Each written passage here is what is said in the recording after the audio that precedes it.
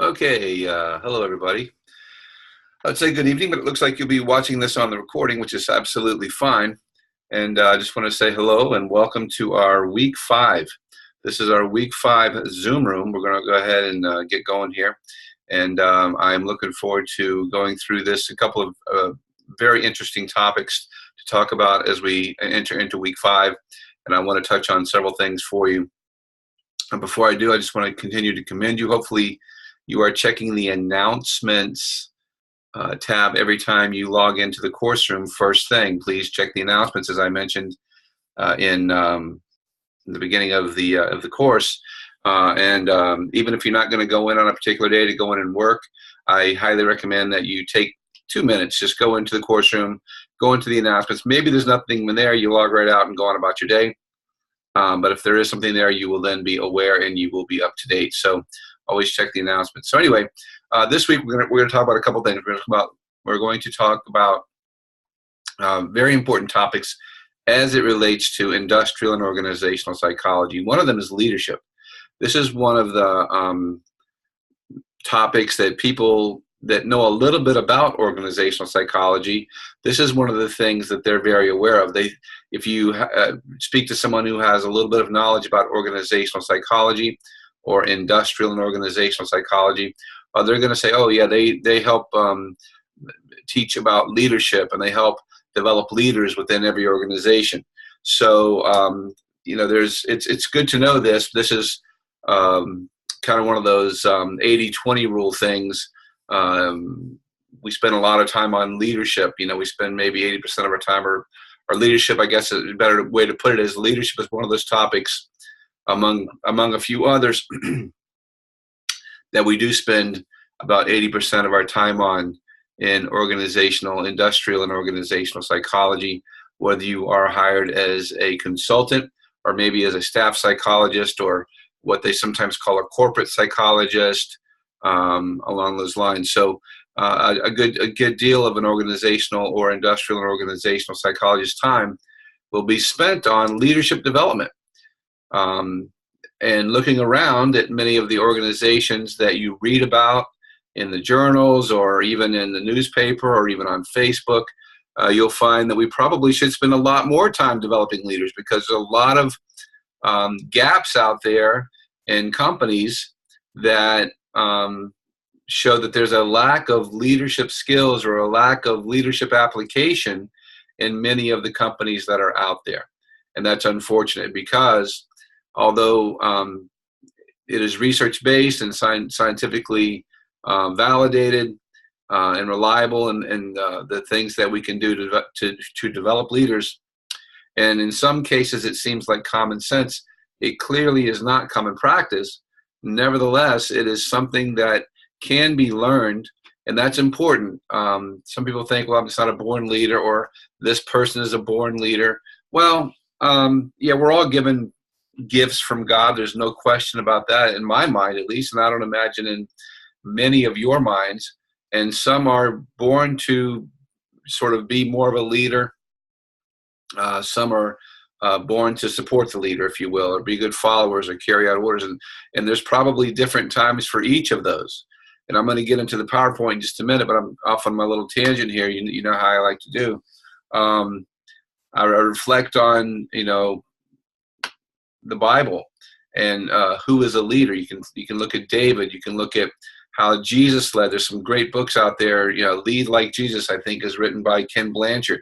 And Jesus, he was a servant leader.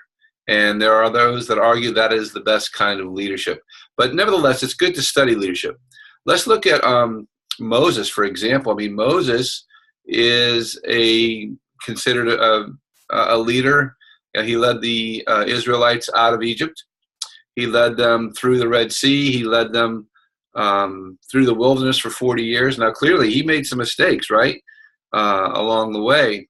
But if you recall, he was raised in the house of Pharaoh, and essentially had the best education, the best training, the best nutrition at the time, the best physical training, if you will.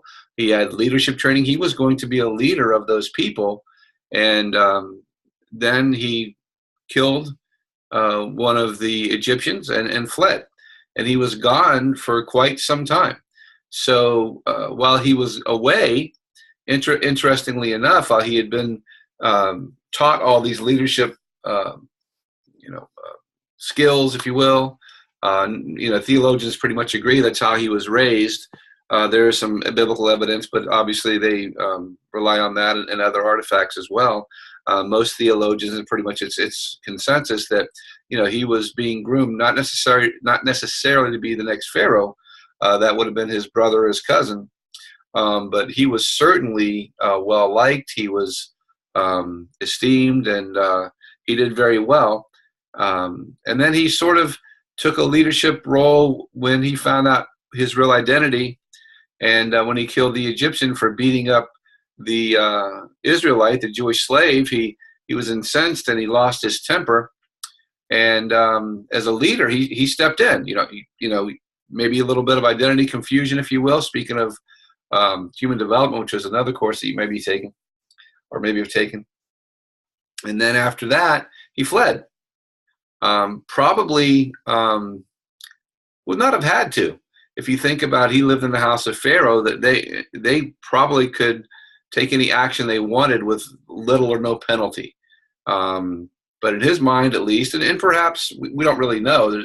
We don't know what would have happened to him. But in his mind, at least, he had broken a terrible thing. He was confused, so he fled, and he left, and he was gone for 40 years. He was a young man when he left. He was gone for 40 years. And there he learned a little bit of different kind of leadership style as he went out and fled, and came across the family, the very humble and meek family of the girls there, trying to draw water. And he found a way to be a servant leader himself. And then he found a way to be a shepherd. And that's what he did for that time. And he learned how to sort of shepherd his flock, if you will, and how to guide them, gently and meekly, and learning different kinds of leadership there. So then when God came to speak to him, Moses wanted no part of it. He says, I'm not even eloquent. I can't speak. I'm not even, and again, he probably was very eloquent when he left Egypt, but he really hadn't spoken that much. I mean, he had conversations with his wife and with his sisters-in-law and with his father-in-law Jethro, and but it wasn't as if he stood up in front of courts, if you will, and statesmen, and he had to learn to do that. And he says, I'm not a leader. I'm not a leader. And God said to him, okay, I'm going to give you someone. Okay, I can make this for you, or I'm going to give you someone to be your spokesperson. So that's one of the things of being a leader too, is recognizing your deficits and your shortcomings. That is a very key point of effective leadership. Sometimes leaders get a big ego when they want to do everything, excellently, most greatly, if you will. And one of the very important attributes of a leader is to recognize their strengths as well as their weaknesses. And recognizing those weaknesses then allows that leader to enlist the help and support and allegiance of others around them. If they are a good orator, then they'll take advantage of that. But if they're not a good orator but have a good message, they may write the message and hire an orator. Good leaders delegate. Good leaders esteem their colleagues and peers and subordinates, and have no fear of being taken over. They're confident in themselves. So we can look at Moses many, many different ways. We can look at Jesus many, many ways. Jesus, as we look at the book Lead Like Jesus and some others, I'm not even sure which book this is drawn from, but Jesus knew that he was going to leave this earth and go on to another part of his mission in heaven, and he was leaving, and he said he's going to send the Holy Spirit, which is better. He explained in the Bible that's better, but he also was cultivating leaders in those he was leaving behind. One of the things in organizational psychology, IO psychology, industrial and organizational psychology, is leadership development. We talk about the importance of when the leaders that are in the organization now, when they retire or perhaps they will pass away, sometimes unexpectedly, who's going to step in to fill their shoes? Are you going to go looking outside, or do you want to cultivate that from within? There's pluses and minuses to it both. I tend to like the idea that there will be somebody within the organization that can actually step in. Not that you always look outside necessarily. Not that you never look outside necessarily. In fact, I think you should. However, I think that leadership succession should be from within the ranks. And perhaps if you look outside, you're going to look to hire a mid-level manager who knows the culture of the organization. So we can, again, Jesus was building leaders, and you can, if you look at it through that perspective, and how he talked to Peter, and how he talked to John, and how he talked to Thomas, the doubter, the conversations, unbeknownst to them, he was pointing things out to them. He was getting them to come to the realization themselves. He didn't just tell them. He was leading them on. He was wooing them to have an understanding, because then you own it. Just to tell someone something, that's the theory. And that's one of the things I talk about in the class all the time, is when you can share your experiences, that really helps. So leadership through contact, that's management by walking around. There are those managers, if you will, who sit in their office, maybe up lofty or over in the corner or somewhere like that, and they get the reports and they see who's producing out there on the floor. But to actually come in contact with someone, look at them face to face and see how they're doing, and ask them how they're doing. We call that management by walking around. It's very it's written about in the journals. It's an informal term, and it's a very formal or real management style. And sometimes it's just a matter of getting out there.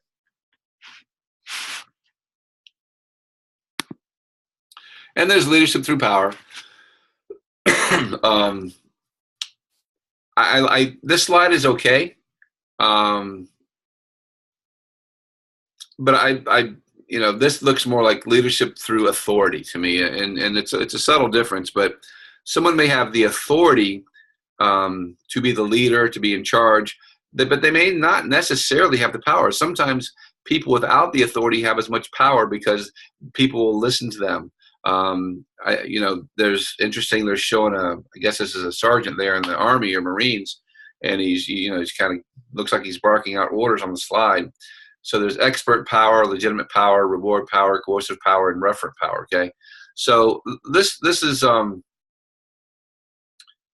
again more like authority. When if you look at many sort of using the armed services as a reference, if you look at say the Vietnam War, the officers oftentimes came out of West Point, and they were the lieutenants, and they would be there, an officer, but a low-ranking officer there in Vietnam. And the sergeants, or master sergeants, they had been there. They had sometimes were on their second tour, so they knew how it all worked.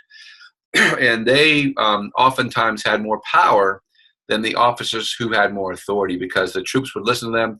They knew them better. They'd been in battles more with them. And a lot of the officers that came out of West Point, some of the colleges, were at least seen as knowing the theory of battle, but not knowing the application of battle. So oftentimes if they were wise, would lean on the lieutenants maybe captains would lean on the master sergeant to kind of get their ideas of how they're going to survive the patrol, if you will, is what they used to do. So there's a big difference there between authority and power. Okay, you don't have to have authority to have power. But to have real authority, you really kind of have to have some kind of power, some kind of legitimacy there. Pardon me. Transformational leadership is really where we're at now. It's at least the top or one of the top ways to develop and cultivate leadership. It's transformational. It is visionary. You anticipate what can go wrong, and you take steps to prevent what can go wrong. If something unexpected goes wrong or something unforeseen goes wrong, you address it right away. I'm not crazy about what they have here where they say charismatic. Charismatic can be problematic. When someone is, in and of itself, it's not bad, but if someone's very charismatic, and it's hard to really figure out how that kind of happens sometimes, but it could be their looks, it could be their stature, it could be their pace and their tone and their voice. Some people just draw people to them, and that isn't in and of itself a bad thing, but there's a problem with it because that sort of unseen character, it's not unseen, you can see it happening. When you have that kind of charisma, you can lead people down the wrong way. By the way, Jesus, the Bible is very clear. Some people, we think in our mind that he was charismatic. He really wasn't charismatic. He was rather plain. The Bible talks about in Isaiah, I think, as they, give the prophecy. He wasn't outstanding. He wasn't great looking. He wasn't tall in stature. He'd just be a face in the crowd.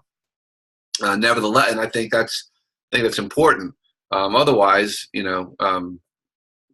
we may not be as able to have as much sort of belief in the words if we were living in that time. So what drew people to him was his truth and his genuineness and his truth, really. He was a fine talker. He may or may not have been what we call eloquent, but the words were true, and that's what drew people to him. He was approachable. Also, charismatic people aren't necessarily that approachable, and oftentimes charismatic people don't, by default, by being charismatic, they don't invite criticism. When oftentimes true leaders do invite criticism. They do say, "What have I missed? Is there something that I am not thinking about? Who can help me make sure that I'm doing the right thing?" Where charismatic leaders, people don't tend to want to approach them because they're following because they're charismatic, not necessarily because they have a good plan. So authentic leadership is that kind of thing right there. Goes right along with transformational leadership. So I just wanted to go on just a little bit more. I'm not going to be here, very long. There's a lot of people on here, but once you understand leadership and get a deeper understanding of leadership, it really helps you understand how teams work better, and how to build teams, and how to allow different team members to lead out on different areas and different parts of a project.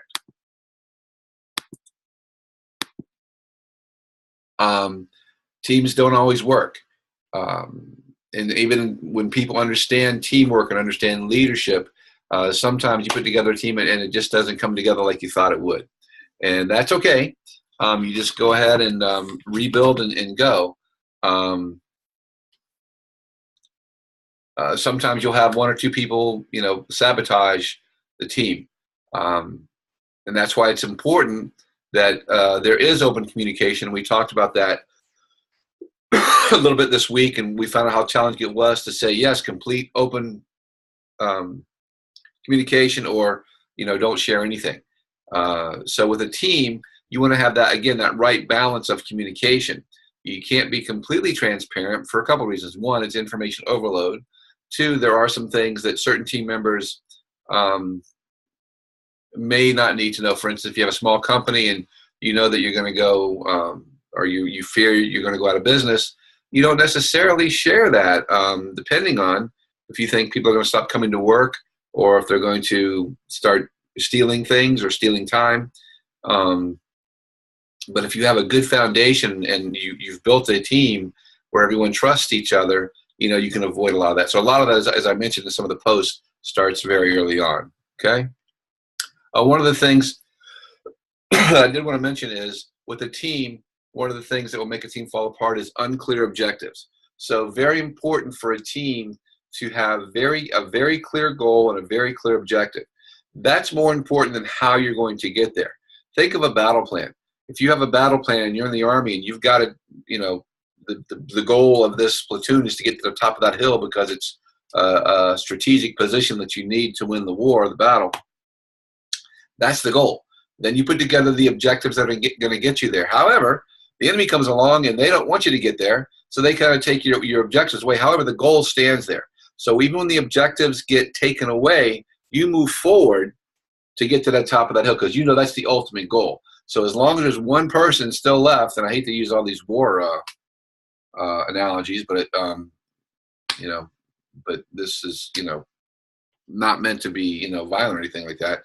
But as you go forward in with the objective in the organization, you know what that is, and if this road's closed off, then you either find a way to go around that closure or build another road or find another road, and that's really important.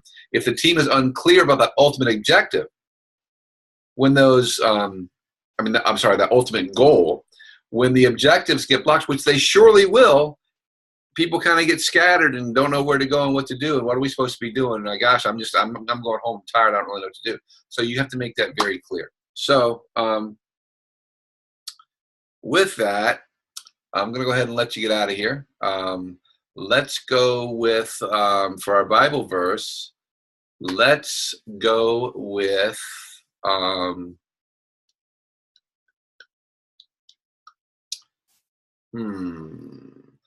I got a, let's do this.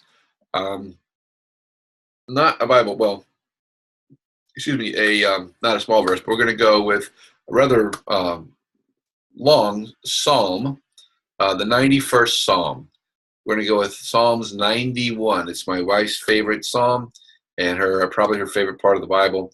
She loves it, and we're going to go with that in honor of my wife, Dr. Nina, which some of you may or may not have had in your courses. So I'm going to stop it there, and I will put this on YouTube, and we will move forward, and I wish you all the best.